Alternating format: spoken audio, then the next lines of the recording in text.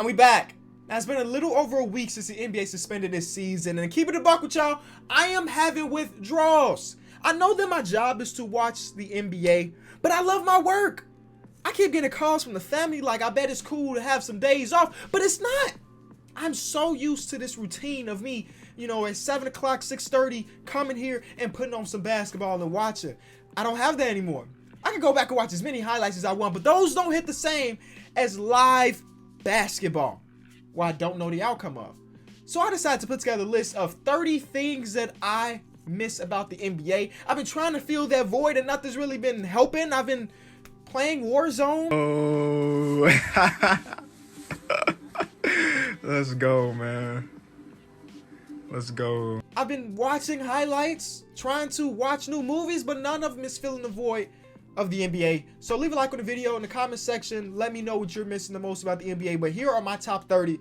Promise you, there's so many more than 30, but these are my top 30 in no particular order. And I'll start off with my Chicago Bulls. There's not that many things I miss about them. They took all my money. They finessed me into getting season tickets this year. But the one thing I do miss about the Chicago Bulls is Kobe White. Over the past month or so before the season got suspended, he was really, really hooping. And he's 1-0 as a starter on our team. When you can probably relate to this if your team has been in the lottery, when you draft one of these super young guys, it's like immediately they become a part of you because you want him to be successful because he could be the future of your team so y'all don't suck anymore. So when I see a 19, 20-year-old Kobe White going out there and having these big time games, I feel it in my heart. The second thing I miss is the league pass notifications. Now, again, my job is to watch basketball, but I can't get around to watching every single minute of every single game. And sometimes those super close games slip by me, but league pass, NBA, the app always lets me know. If a game is in within 5 points with 4 minutes left in the game, I get a notification. And I'm like, what? Okay, we got some grinded out basketball coming up. The best basketball is when it's close. So I click the notification and boom, I can sit back and watch these last 4 minutes. Maybe we get a game winner. Maybe we get a crazy block, whatever. But when I see that notification, I always feel great because I know the next couple minutes, I'm going to have a lot of fun. Number 3 is Trae Young's logo shots, man. To see a guy his size go out there and dominate the game, and a lot of it being from so far back is so cool. I mean, we only have like 3 players that hit shots like that, and him, Trae Young. You have Damian Lillard, and of course Stephen Curry. Speaking of Stephen Curry, I missed the shimmy. We haven't seen a lot of the shimmy. That's not just because the season has been suspended, but because he had the broken wrist or whatever. But I miss the shimmy, and I miss the counter shimmy with Chris Paul. But we'll talk about Chris Paul a little bit later. Number 5 is something that a lot of people don't relate to, but I miss Patrick Beverley's intensity. I know he has so many people that do not like him because Russell Westbrook said that he's all bark and no bite. He just be running around. He's not really a good defender. But I like the intensity he brings. Whether he's a good defender or not a good defender, the intensity brings another aspect to the game of basketball where it's actually like rivalries. I don't think Patrick Beverley has a single friend that's not on the Clippers. So when they're playing against another team, I can expect him to get into it with at least one other person on the other team. Number 6 is Derrick Rose, man. He makes me so happy to watch him play because over the past 2 seasons, he's just been pretty good. I mean, he was a 6th man of the Timberwolves team last year, and he got some 6th man of the year votes, which is cool. And then he went to Detroit. He was also playing really good as 6th man. I just really love to see Derrick Rose thriving, especially because sometimes we get those glimpses. You're like, man, that's the same boy we grew up with. Now, number 7 is something that I think that a lot of people take for granted and something that people don't really realize how difficult it will be for an average person to do. And that is Jokic getting a rebound off the glass and full court launching it. Like I see when they release those highlights on House of Highlights, Bleacher Report, whatever, I see people in the comment section be like, okay, you can't make that pass, bro. That is one of the most difficult passes in the NBA. And the reason you say okay is because Jokic makes it seem so effortless. The man is really a quarterback out there. He sees all things and he makes the right passes. Number 7, we gotta talk about Ja Morant and his attempted dunks. He's tried to catch so many bodies this season. I don't know how many of them have been confirmed, but I know he tried to get over Kevin Love. It was somebody else like a week after that. There's so many people he has tried to baptize this season, and I'm just waiting for that moment. Just waiting for that moment for it to go down and it'll be all over everywhere. Number 7 is going to be a bit weird for y'all, but I'll give y'all this full backstory. It has to do with Lonzo Ball's shooting. If you don't know, over the past couple months, Lonzo Ball has been pretty hot from 3, and obviously the first couple years of his career, his jump shot has been A, ugly, and B, inefficient. So to see him coming into the last couple months and really knocking down his threes on a high attempt, he was averaging like 7 3-point attempts a game, he was shooting like 40%. It's pretty cool, because if you've been a listener of Through the Wire, my podcast, you know that rookie year, we had this large debate about Lonzo Ball's jump shot, because if you remember, he's a right-handed player, but he was shooting like, you know what I'm saying, he's doing that. And though he still has a little bit of that, he's formulated his jump shot where it's not all the way out here anymore and it's down here. So I like to see that the evolution of his jump shot is getting better and better and better, and who knows, by next season it could look normal. But at this point, it doesn't even have to look normal because he's knocking them down. Number 10, I told you we're gonna come back to CP3, but it has to do with his fourth quarters so far in this season. At least the last time I checked, he was the clutchest player in the NBA. And I'm a Chris Paul stan, like for real. You know, we got a rookie Chris Paul signature card. Who else we got? Draft day Chris Paul. We got, all of these are rookie Chris Paul cards. I'm a real big Chris Paul fan, so I'm happy to see him in his old age leading the team to the playoffs, especially with him closing out so many games. And I promise we're gonna do another, basketball card video very, very soon. I know a lot of y'all have been looking for that. But my next thing has to do with Chris Paul's teammate and Shai Gilgeous-Alexander. It's the fits. Bro, League Fits is one of my favorite Instagram pages, and we've been lacking Shai Gilgeous content because he has nothing to dress up for. We all sitting in our cribs. You know what I'm saying? Even though just the other day he did dress up to go nowhere. But for the most part, he's not dressing up, which means that I don't get as many Shai Gilgeous-Alexander fits, and I missed the drip. Number 12 is the Houston Rockets small ball, just because it is so different than what we're used to seeing in the NBA. Whether you love it or you hate it, you have to admit it is fun to watch because it is so different. Your tallest dude being a 6'7", 6'8" guy who's used to playing small forward, he's running center for you now? No. Actually, your center is 6'5"? It's amazing to watch, especially when you have Russell Westbrook playing well, and then we get the James Harden games. Number 13, maybe one of my favorite on this list, is when the entire NBA Twitter is watching the same game.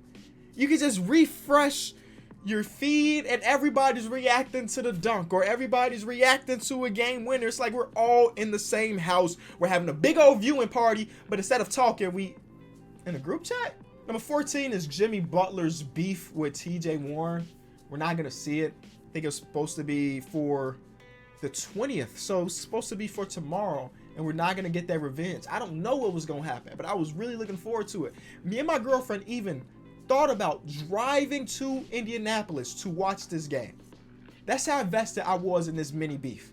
And you know what? They may have played that game and nothing happened, but I was so invested in it that I wanted to see it. Number 15 has to do with Jason Tatum blossoming into a star. Over the course of the season, of course, he's been pretty good. That's why he's an all-star. But pretty much after, or I guess leading up to the all-star break, and then after the all-star break, he had been on fire. Basically one of the best players in the NBA. You know, averaging like 30 points per game, like 50% shooting. Just absurd numbers from Jason Tatum. Number 16 is the Philadelphia 76ers fans booing their team. Because it seems like whenever they boo their team at home, they end up getting the dub. Now, I ain't got the stats to prove that, but it just seems like every time I watch them play and they're getting booed, they come out and they play harder. The atmosphere is right for them to be like, you know what? They are correct, so let me come back and hit this jump shot that I've been missing all game long. Number 17 is Giannis's meme mugs. I mean, when you get a crazy poster or a nasty Euro step that leads to a big old dunk, you know that the meme mug is coming out. Number 18 is Doris Burke on the call. It's one thing I really love about Doris Burke on the call is that it never feels forced, it never feels dry, it never feels repetitive. And I can't say the same thing about like Reggie Miller or Chris Webber. I feel like they recycle the same lines like it's a game of 2K, where they only have a limited amount of things they can say. Doris Burke brings insight into everything, and I love that. Number 19 is the Brooklyn Nets court. I know when the season started, if you remember, I had a video where I was talking trash about it, but over the course of watching them so much this season, I kind of started to really like the court. And everything I heard, or at least I talked to people about it that have been to the games, they say that the court looks so much better in person than it does on TV. So I can't wait till my next trip to Brooklyn when there's a basketball game going on, because I want to see that court in person. But even on TV, I start to really like it. Number 20 is LeBron James' passing. Come on, man. He's leading the league in assists for the first time in his NBA career. He's 35 years old, and it seems like once again we get a nasty no look, or we get a moment you're like, how did he didn't know he was there. Now, this is not something I miss, but this is something I need to see ASAP. And that is D'Angelo Russell and Karl-Anthony Towns playing together. After D'Angelo Russell got traded to the Timberwolves, I think they've only played one game together because Karl-Anthony Towns got injured. So I need to see these boys hooping together. You know what I'm saying? They said in their magazine that one day we'll all be together, and I need them to back up them wanting to play together by bringing in some W's. Not to mention Malik Beasley's been hooping too. Oh, speaking of Malik Beasley, isn't that cool? 2 Malik Beasley's auto cards from his rookie year. Again, card video coming soon. But yeah, Malik Beasley's been killing it. I was like, you know what? Let me pick up these autographed Malik Beasley cards because you never really know. Number 22 is Mike Breen's Bang. I mean, you see memes about it all over Twitter, but it is one of the most monumental parts of basketball. If you subscribe to me on Twitch, which I don't stream at all anymore because Twitch decided not to pay me that money. When you subscribe to me on Twitch, it was bang, the Bulls win at the buzzer. Yeah, that bang is legendary. Number 23 has to do with Kawhi Leonard being a robot. And you know, people call him a robot because he doesn't show much emotion and interviews and yada yada. No, I call him a robot because if he gets to his spot, it is automatic. Have y'all seen that clip of some students put together a robot that literally calculates the trajectory of shooting a basketball no matter where he's at the court? That's what Kawhi Leonard seems like he's doing in the mid-range area all day, every day. So only a few players just like that. Him, DeMar DeRozan, and it's a really, really short list. Number 24 is Damian Lillard getting hot. When Damian Lillard is hot, there's nothing else I want to watch. If he hit 2-3 shots in a row, I am really honed in on his game. If I got 6 games up, but I see Damian Lillard hit 2 shots in a row, I am making his game full screen and I'm watching that in its entirety. Because once he's hot, there's nobody stopping him. Number 25 is Aaron Baines. Like, early in the season, I found the Aaron Baines fan club Twitter account. Shout out to him. And I just saw it as a meme because it was like, why are people standing this random NBA player? But when you watch Aaron Baines play, it is fun, bro. Especially when he just had the game right before suspension where he hit like 9 threes. He set some of the hardest screens. I don't know. I became a real Aaron Baines fan starting off with just the meme. Number 26 is very, very specific. It's yelling at Luke Walton. I really liked the Sacramento Kings last season because they were fast, they were fun. They had one of the fastest players in the NBA, De'Aaron Fox.